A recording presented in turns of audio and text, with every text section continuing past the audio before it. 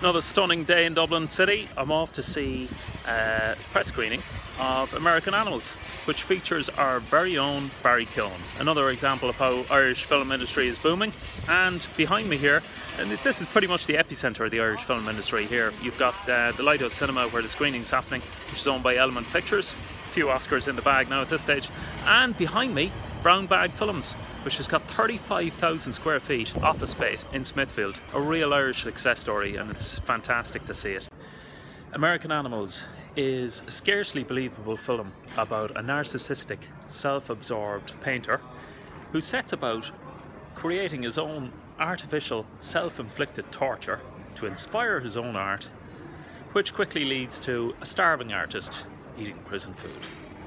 As the director is keen to point out to us from the very start of this film, this is not a film which is based on a true story, it is a true story. So we all know how this is going to turn out, and even if you didn't and hadn't read the news, just 5 minutes of seeing how they plan this bumbling art heist would let you in no doubt as to the consequences and how it's all going to pan out. The fact that it is a true story is fortunate in some ways, because if it was a fictional heist movie, the screenwriter would have been fired, because it's a scarcely believable plot about how these guys set about to steal this art. Effectively, it's so badly executed, this heist, that it's effectively Dumb and Dumber, except these guys have college degrees.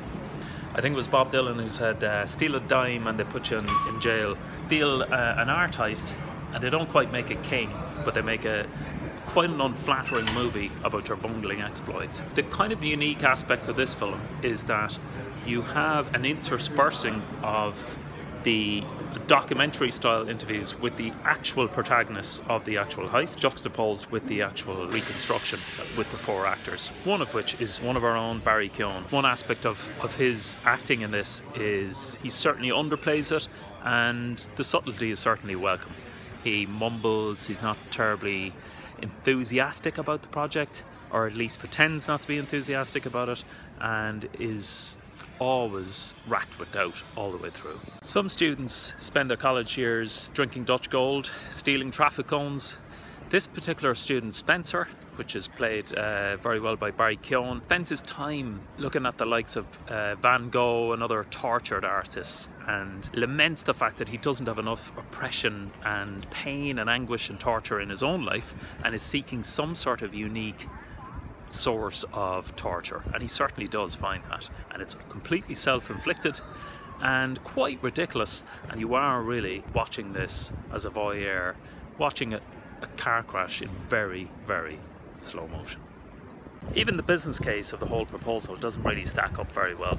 It's 12 million euro. They managed to find a fence who'll pay a third of that approximately, which leaves about 4 million euro net, divided between 4 people, which is $1 million each. Considering they have reasonably good careers ahead of them, some of them are entrepreneurs, college qualifications, it's a massive risk with relatively low reward. It seems quite unbelievable that this actually happened.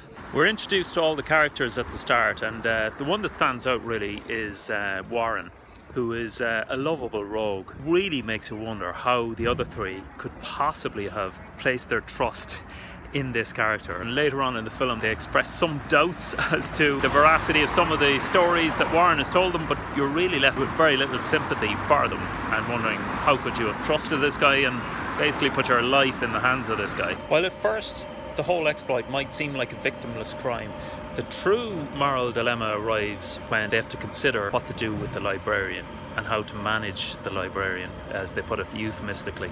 And that's probably the one time in the film where there's a real moral dilemma faces them, both the fictional characters who reconstruct it and also real people behind the scene who are interviewed in the documentary style interviews. The librarian herself gives an account of it, and not surprisingly she has very little sympathy for them and questions their morality or why they even carried it out in the first place, which we can all certainly agree with. There are some particularly poignant moments in the film. One particularly which struck me was when he's watching himself, so the actual character is seen watching his fictional character en route to the heist itself, and I think we could all identify with that, not in this extreme case, but we can all identify with moments where if we could have shouted stop to ourselves during particular moments which changed our lives, perhaps not so dramatically, then we would have. Other interesting moments that they use exams as an alibi. So anybody out there who's doing Leaving Cert exams or college exams, take note of that. Very useful. Another aspect which I found interesting, certainly from an Irish perspective, is they were given 7-year term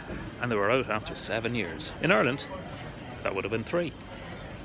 The heist is certainly one of the most hackneyed genres in film. So in this case, we see an innovative take on the classic heist, in that thugs in boiler suits are replaced with guys from college. You see that subtle interplay between the actual real documentary footage of interviews with the actual characters involved in the heist and the fictional characters as well, sometimes on the same set, in the same scene, interplaying with each other, and different perspectives on memories and how people recall different events as well, which will lead to interesting interpretations of the story where the truth really lies. Fergus Keane, for No Budget.